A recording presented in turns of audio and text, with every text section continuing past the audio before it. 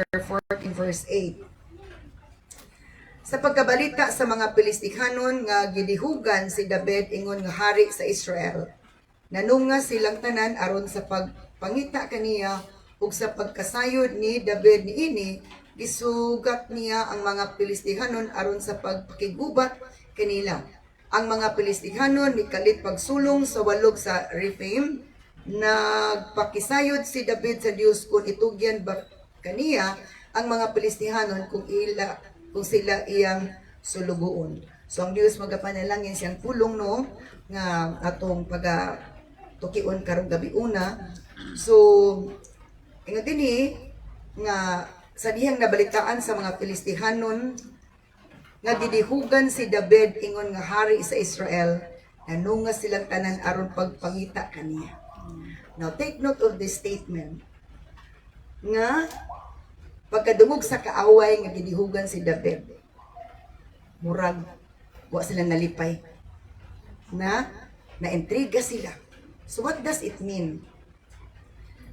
During sa anointings, pag-anoint sa Ginoo sa alagad, kalipay sa mga katawan sa Ginoo, kay kung there is anointing, there is a possibility of victory. Again, if there is anointing, there is a possibility, big possibility of victory. Because that anointing contains the power, the victory, the guidance, and everything that comes from the Lord. So kalipay sa katawhan, pero gikasakit, gikaguol sa kontra. So nay malipay nga dihugan sa Ginoo katong side sa katawan sa Ginoo. Pero ang kontra, masuko, muriak. Mangitag, gubot. That is why, ano na siya, gadukon kay kontra, gadukon kay pagsulay. Because part of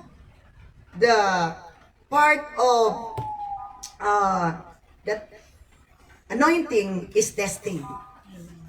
Part of the anointing is testing. Remember, dili tagaan ni Lord, anak nga, kadako nga anointing, kung dili siya kapasal sa dako po nga testing. And after sa anointing, another na po nga testing. So the greater the anointing, the greater is the testing. But the greater is the victory. So dapat pasabtan na ito, nga na siya. Isagasa na ito, pangitaon, ang scripture, that is the truth. So, nabalitaan sa mga Pilistikanon nga gidihugan si David, wala sa nanalipay. Butod atakihon na po nila para ma-stop gyud kay nganuman kabalo. Di ba ang atakihon sa mga Pilistikanon si David dili ang katawhan. Kay abi nila kung mapatay nilang dinihugan, maluya na katawhan. Because the leader is a great influence. A leader is a great influence. Remember, this is the concept, this is the principle that ang devil is ang devil nga usay gi-describe sa kaaway o gi-describe sa Ginoo dito sa Revelation chapter 12 nga siya si serpent or ancient serpent, the dragon, the devil or Satan. Di ginatod nga limtan nga ang walay mga halas or serpent nga unahon niya tukob ang ikob. Ulo gina siya means head. So muna ang pagdihog, dili ang katawan gibirahan sa mga Philistine. Si David ipangita karon pat yun. That is why if we understand this scripture or understand the word of God, we have to pray for our leader. Amen. Dili kay sige lang tagsalig sa prayer sa leader sa atoa. Kita mo praise atong leader because kung mapildi ang iyong leadership, harus tanan ang kapilihan sa tanan ng mga member. Ingana. So, that is why importante nga kanang dili maayo nga masige lang ta sa gi-pray mo ko sa leader. Ang pangutana gi-pray pa ninyo yung leader. Manay nga si Pablo, pray for us also that we can boldly speak. I can boldly speak the word of God. So to pray one another. Wala ingon Biblia nga ang leader ay mag-pray sa mga member. Kinang tanan mag-inampuay. So again, pagkabalo nga gidihugan, wala sila nalipay. Isulong noon sila. Kay kabalo sila. Kay gigamit sa kaaway ang mga Palestine. Dito ni sulod ang kaaway sa Palestine. And God allowed it for His glory, for His power to be known through the leadership of David nga gikuha niya, point niya sa maong nga leadership. Ang tanan ni tabo, it's allowed by the Lord. It's not an accident. O na. I-test ang leadership, i-test ang strength sa katawhan of faith, ang tanan-tanan gi-test. Dili lang ang leader gi-test, kitang tanan gi-test. Nga na siyang reality. At is why, kung sige lang ta og feedback, sige lang ta og istorya negative, nya wala tay prayer, may pag-pray na lang nato kay murag naka-points patas Ginoo kaysa sige ta og critic, sige ta criticize, sige ta istorya negative, nagipakalat kalat-kalat pag yun. So alipay ang yawa nga negative lang nagkalat ug maghatag na siya division, confusion sa body of Christ ug mo na hinungdan nga magamay ang membro because ang ibis nga ang gospel is spread, gossip na gi-spread. Nga na siya. So, nasuko ang Palestines. Pagkadungog kinang gidihugan, kuan din sila. Nagtigom sila o nanunga silang tanan aron pangitaon si David. Nga naman, aron patyon. Pero, nasayran man na ni David. O sa pagkasay ni David nini, gisugat niya ang mga Pilistihanon aron sa pagpakigubat kanila. So si David is a strong leader. Dili, basta-basta mo sibog. Pagkabalo niya, nangisog siya. Wala siya agoy, ay magkuhan sa taan niya. Nangisog siya. Pero, ang sa ingon, sa verse 9, ang mga Pilistihanon mikalit pagsulong sa walog sa Rephaim. So, kalit og sulong, kaya wala ginalipay. Kapit og attack. Kalit og attack during sa pagkabalon lang gidihugan. Nagpakisayod si David sa Diyos kung itugyan ba kaniya ang mga kana. Take note of this, gidihugan na siya. Pero wala siya nagsalig sa anointing. He asked God's guidance. Dili pa sa dinuhugan ka na, magsalig ka na. Ito, nanay, dihog niya. Pero sa diya nga na ay atake sa kaaway. Nagpakisayod. He asked God. Nalanggit siya sa Ginoo, nangutana siya sa Ginoo. Lord, itugyan ba ninimo sa akong kamot sila? Bisan pag naidihog, gusto ni Lord nga magpakisayod na sa iyo. Kaya siya ng leader. And you there is authority, power. Pero powerless na gyapon siya magbuot-buot. Kita na gyapon nagsalig na ba kasi dihog di na baka kanasalig ka sa dihog di na lang ka manghit ni Lord. May mga ingana nga case. Musugutag sa dili na ingana nga case. We forgot that even though gi-anoint ta ni Lord, gi-appoint ta ni Lord, appoint and anoint, we need to ask God. So to in everything acknowledge Him for, and He will direct your path. So, nangay siya, he asked God. Nanangit siya sa Ginoo, nangutana siya sa Ginoo, Lord, unsa man, itugyan ba nimo ni sa akong kamot? It means, madaogon ni ko itugyan, it means, apilde sila. So, unsay, the same, that is in verse 10, nangutana si David. Una nitubag din si Lord. O ang Ginoo mitubag kaniya, sulong nga sila o itugyan ko sila kaniya. So after asking is wait of God's instruction. Sa tanan natong buhaton, mangisayod dito sa Ginoo nga, maganangin jud talo niya, while nagatana ka, wait ang iyang answer. Kaya unsa purpose ng utana ka, niya di ka kahulos iyang tubag. That is why, while waiting,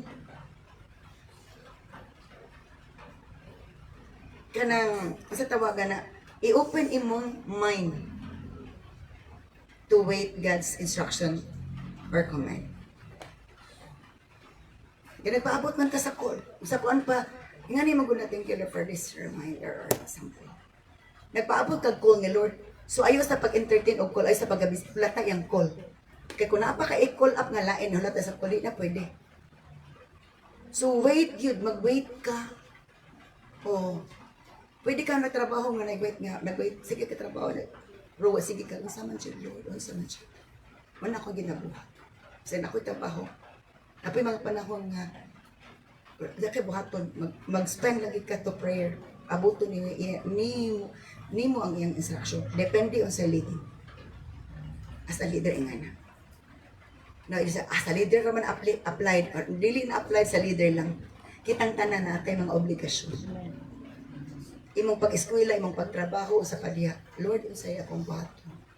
I-guide ko. Bisan pa sa atong adlaw-adlaw nga trabaho sa balay. Lord, i-guide ko karon. Ato naman ang pamilya, atong trabaho sa adlaw. Pero malipay ang Ginoo nga mangayo ka sa iya nga, Lord, unsay akong i-guide ko unsay akong ay buhatoan. Tagay ko gusto. Gusto si Lord ana. That is why sa to. Kay gusto niya makainunay ta maki-istorya niya. Nya, daway pud ta maki-istorya sa iya. Kita daw pud ta niya nabat ang espiritu man niya batas iya kaysa sige istorya lang sa remanding kay ta. So nya na di ba ka nang malipay tang na ika-istorya na to bandya kay di kay istorya lagi nimo pero may respeto. Di ba nga na gyapon the way we talk to the Lord malipay sila maki-istorya ta niya pero naabay respect ang atong pag-istorya sa iya. Tagaman niya pa. Even when bisag na ako sa CR. Sa tulog kong luwa dito. Istorya min do. Lord, tulog. Because God has no boundary if you call Him anywhere. Nga na siya. Unang permi si David madaogon. Never siya nga na-defeat. Because he always consulted God. Konsulta ka siya sa Ginoo. Gagmay mo siya. Kaya akong konsulta kay gamay. Kaya rin ako ni. Kabalo na si Lord. Ay, nasa motibo. Ay, kamodi ay ha. Sige. Litikon ta ka. Makatilaw ka. Sana yung mga panahon nga na. So, ingon si David, ako bang, mong itugyan pa sa akong kamot ni sila, Lord? And then si Lord, yes, go ahead. I will hand them off to you. Akong itugyan sila nimo. Verse 11. Busa, gisulong ni David ang mga Pilistihanon dito sa Baal Perasim o dito gibuntog niya sila. Tulong tayo atak. Nadayon sa ato pa. Gusto ni Lord nga naatay kaisog to fight against our enemy. Not just through mouth, but in the spirit, maisugon ta. Hello? So, iya dahil gisulong ni David, ang mga Pilistanon, dito sa Baal Perasim, dito gibuntog niya sila. Miingon siya, pinaagi ka nako ang Ginoo sama sa dakong bulog sa tubig nga mipaiway sa akong mga kaaway. Okay. There is English. Ipasabot ani katong sa verse 11. Igamit na kuno siya sa nato sa iyong kaaway like a raging flood. Diba kita matakaron sa Facebook? Grabe ang baha. Suko, sikig baha. Bisag asa ni Anggi katong balay ganitong ba. Ang mga kasakyanan. Di gyud, grabe gyud. Grabe gyud. So ingan siya nga, gigamit ko niya sama sa akong kaaway, o gigamit ko niya sa akong kaaway, daw nasuko nga baha. Di na mapuggan. May mga panahon nga ingana bitaw ang atong kasuko. Because God used us that way. Suko na di ka, wala na siya sa kontra. Sa challenge. And that's part of testing the anointing. How to conquer your enemy. And how strong and how brave you are. Remember Jude. Nasuwot na gisbalaod. Kung imong ma-conquer imong kontra, di na ka uto-uto niya. Ikaw na'y over. Kung sikit na mapildis atong kontra, pero may lang kita sunod, di mahadlok imong kontra. And to make us powerful against them, we must be prayerful. Amen. Prayerful as in prayerful nga naka-connect di kas presensya sa Ginoo.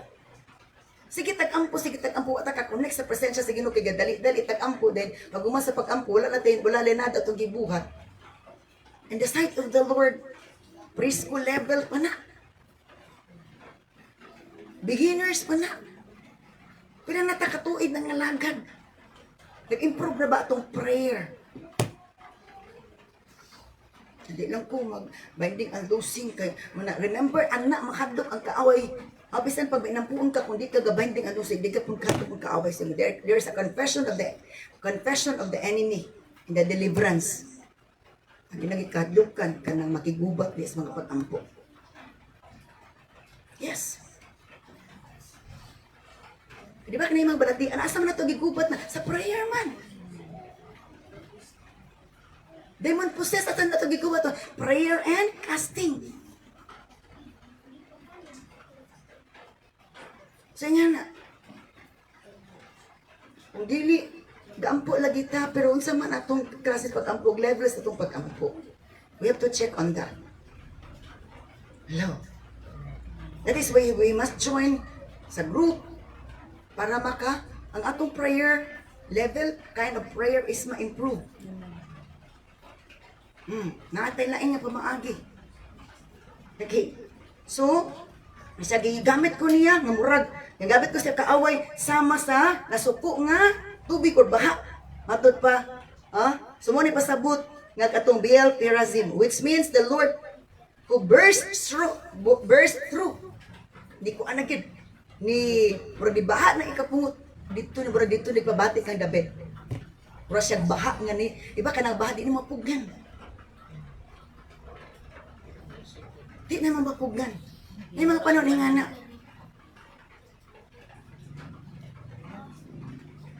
Kung walay mo challenge, dili ka ma-clear up, di ka mainit nga mangisog ka. So tagaan sa sitwasyon. Everything God allows. Nakasagra iyang gamay itong nagkontrabida ka ng mga maot-og, katong mga maot-og batasan, katong wala kasabot, o katong kanang, anak, magbagulbul mo na sila, anak. If we have the Spirit of the Lord, mupanig ta nga anak. Pero layo pa ta sa itong kuan. Muna mahimot ang kontrabida. Nga naman. That is why sa to, stand on the truth. Dili ka magpaling-paling. Tanawon nila ng imong decision. Bisag ikaw ra kung strong ka, barog ka, kay mura kag braha nga alas. Pertindagana nila, pero dili alas, pildi gyapon. Bisag asa ta nga area, asa ta nabita. Gusto ni Lord ang anak ta. Because He is proud that His word is atong gi-apply. Para the enemy will fly. As we apply the word of God, the enemy will fly. Ulupad sila. Lagyo sila. Okay. Verse 13. Unya ang mga Pilistihanon misulong. Ay, sawan ka pa di ay. Busa, ginganlag Baal Perazim ang maong dapit. Verse 12, gipamiyaan sa mga Pilistiyano ng ilang mga Diyos-Diyos o gipasunog kinini David. Tungo sa kadlok sa mga Pilistiyano ang ilang mga Diyos-Diyos ng ngabiyaan. Ilang mga Diyos-Diyos na ngabiyaan. O tinuod pa nga Diyos. Nakaluwas ang nila. Gibiyaan nila. So sa naitabo, gipasunog ni David. Nagabaan? Wala. Hinga na si David. Ang say action niya is, maman siya gidihugan, nai-atake, nangonsulta siya sa Ginoo, nagpaabot siya sa answer ni Lord. Ang answer ni Lord, iyang gituman niya, matud pa, giatake lang kaaway, napili ang kaaway. Pagkapili sa kaaway, nanagan sila, matud pa, papanagan nila, pero nasakpan lang yapon sa nabilin ilang mga Diyos-Diyos. O sige, buhat ni David, gisunog ang tanan. So, nga na siya ka-isok, nga na siya ka-bold. Wala dyan naga ang leader nga dili maisugon kung walay stabilities and decision, kung walay firm decision, by the way. Una-una na kay firm decision, a right decision, by the way, na kay right decision, and then after sa right decision, firm ba imong right decision? Nga na siya. Ripan kinong right decision, ang basta mo siya kalipay mo, san firm ba kasi imong right decision? Tanaw na ni Lord. So ipasunog niya, verse 13. Unya ang mga Pilistihanon, may sulong pag-usap dito sa maong walog. Kita kumpiyansa ka ang kaaway. Naanak ko'y kaaway. Abi ni mo, humanak ka na pa. The battle is continuous. That is also, be strong in the Lord and in the power of His might. Yan naman. Pero may ang kaaway na ay buhat to attack us. Muna kasaga, wala mo ka-observa. Kasagara, nagamit sa kaaway, prayerless, readless, dili kay gabasa sa Biblia, dili kay apa sa worship. Anang nga may mga weak. Mo'y mahimong luoy. Hello? Ingana. So kung kitang tanan, i-apply na to ang atong na-learn. Walang tayo mapililis to Huwag kitang membro sa pamilya, ingana ang atong application sa Word of God. After knowing these truths, madaugon na tatanan. Kung kitanan membro sa iglesia, ingana ang tanan, madaugon ang iglesia tanan, malipayon. Ang atong tang ipang-pray at outsiders na. Ang atong gina-pray focus dito na sa sulod ang kay simbahan. But naan na to sulod simbahan, nag-work na unta. Pero mo pa imong gi-work out. Because there is something wrong. Hello. Ano malipay si Lord nga namuhat na ta kay di kay kitay na fokusan sa time kay because we are that weak. Amen. Hello. So ginisulong na pud sila. And then verse 14, once again David asked God what to do. Every time na ay attack, nanggit siya, Lord, unsa ba akong buhaton? Di kasi diretso na ta diretso. Mananghid jud tas Ginoo permi. Simple and difficult situation mananghid jud ta ni Lord. Because he's our boss. Asking the boss means submission. So if there is submission, there is no omission of authority and anointing. Greater pang commission ihatag ni Lord. Hatag sa tuwa. So nanangit si David. Sa verse 14. Nananghid siya kung si Baton. Ingon na si Lord, do not attack them straight on. Na then instruction mo to, kung mananghid ta, magulat ta sa iyang go signal.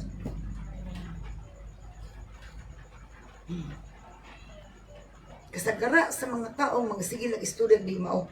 Kay walay leading. Ay nagbabara putak-putak. Pero kung na leading, gaputak-putak ang baba sa prayer. Ang mind gatok in prayer. Ingana rin na siya. So, ingon sila, ayug atakya sila straight. Instead, circle around behind and attack them near the poplar trees. Instruction ni Lord. Kaya nga, masyang guidance si Lord si David for the second time around in this chapter lang. First Chronicles chapter 14. So ni Lord, mo ni buhata. Palibuti ang mga kontra. Libuti sila. So na mga panahon nga we have to kanang mag-pray ta together. Yung mga instruction ni Lord, mag-pray mo, circle. Binding and loosing, grabe. Palibutan ko no ang kontra kaysa kitay mapalibutan sa kontra. Kung kitay mapalibutan sa kontra, delikado. Pero na mga cases nga gilibutan og kontra o gilibutan og kontra to silang Elijah, pero tungod sa gahom si Ginoo napildi ang kontra kay nagihimo ang Ginoo. Pero mo lagi nananghid gyapon sa Ginoo. God will make a way when we ask God's way. Again now, God will make a way when we ask God's way. So, ipa-circle, isang ingon sa Lord, palibuti ang mga kontra. Palibuti. Sa tunita po, gipalibutan nila ang wall of Jericho. Dili nang libot, naasili mga prayer ato, naasili mga declaration ato. While doing it, seriously, di kay sige pag ngisi-ngisi dito nga na. During sa attack, be serious. Emotionally, mentally, physically, nababol spiritually prepared, ready ta. Kung nga natatanan o kunahuna, in the spiritual aspect, in the physical aspect, tanan nga aspect, that's a good thing.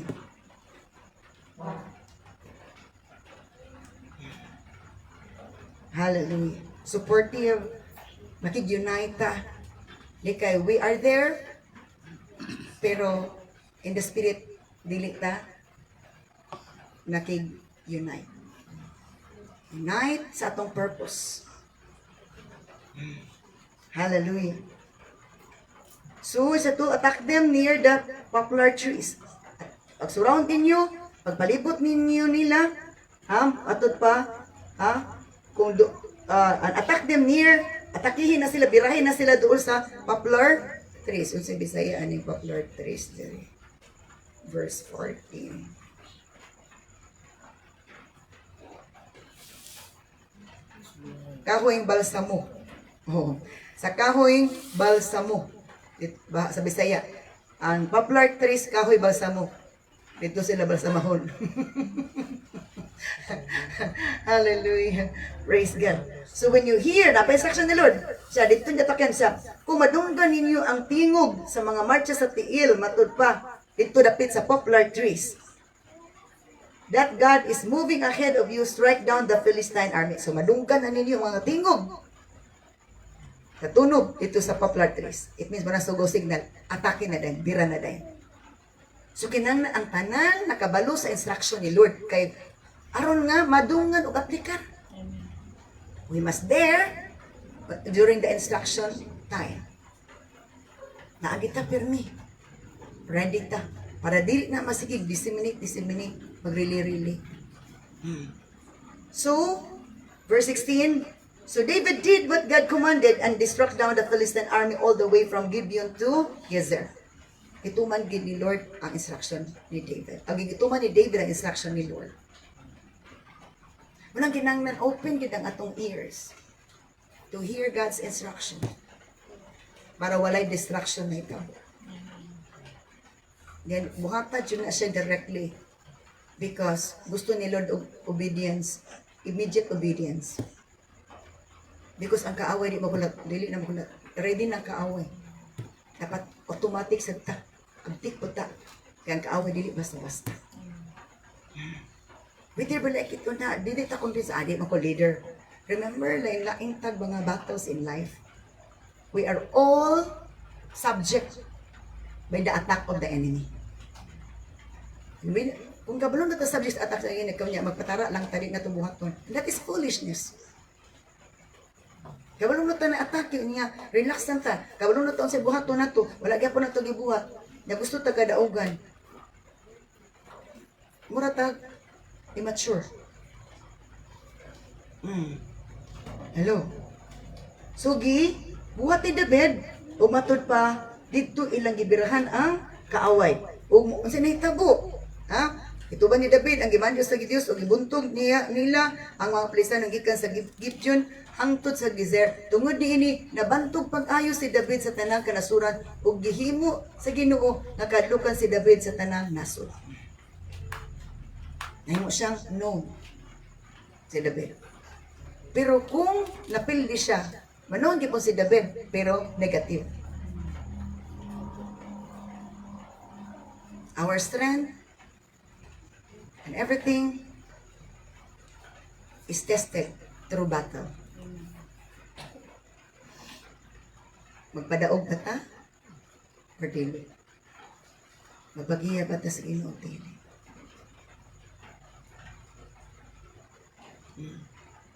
As long as God is with us, as long as we consulted God and listen to Him and do His instruction, victory is really possible. Muna gusto nila masayran na ito. Asa mang dapita, unsa mang nga sitwasyon na same procedure atong buhaton.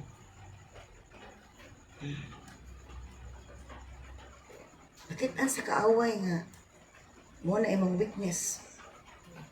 Mo na imong weakness, mo na imong gitolerate. Dili kita magpadaog. Gusto ni Lord nga makita ang atong strength not at our weakness.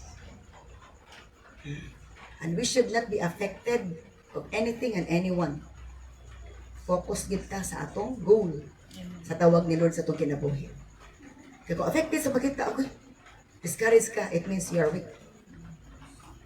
When you are not discouraged despite of things nga nadunggan, nakita, congratulations. You are strong. Kung dali na ka ma-discourage, it means you are weak. Ganyan na siya. Dili basta-basta mapalong, imong kadasig, imong pagtuo, ang tanan-tanan, congratulations. Pero dali na mapalong.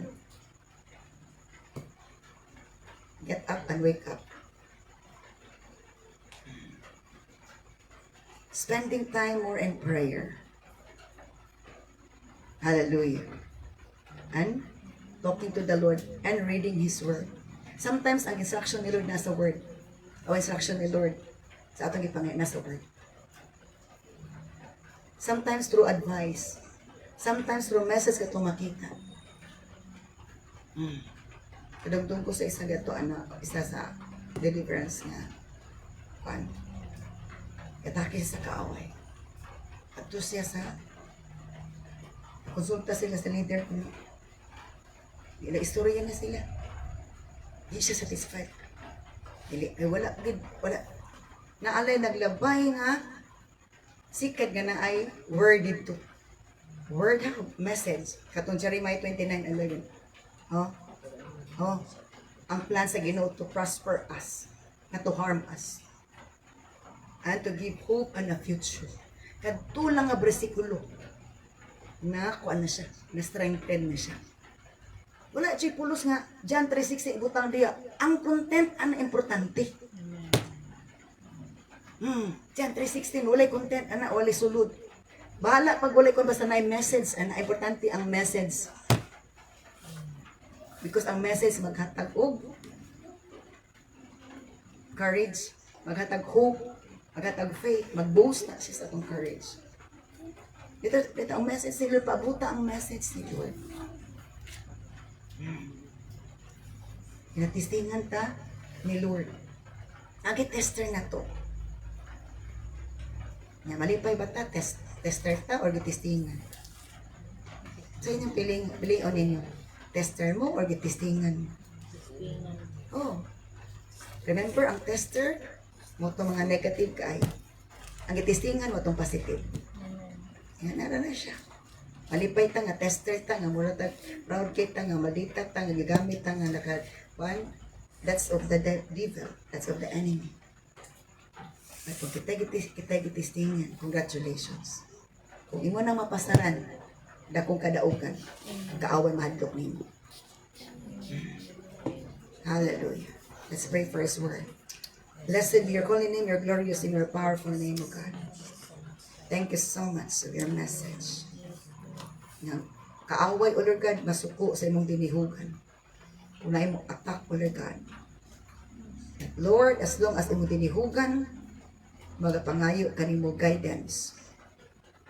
Tuaw kanimo, mananghid kanimo, o bubuhat sa imong instruction. O bakit atake sa kaaway, di mo dagan, di mo likay sa kaaway, na adyo'y kadaugan. The enemy will not be our masters, but the enemy will obey us if we win them over. Help your people to win the enemy, to win against the enemy, O God, to be defeated against the enemy. Para ulo ka dili ulipon sa kaaway. Dili mahimo sunod-sunod sa kaaway, Ginoo. Kalipay nimo na imong aplikar ang imong pulong sa imong kinabuhi. Kay kalipay nimo madaogon. Kaguol nimo nga kami mapildi, O Dios. You have given us your word. Ours is to apply them. As we apply them, victory is so possible. So seal your words with your precious blood, Lord, in the mighty name of Jesus Christ of Nazareth, I pray. Amen. Hallelujah.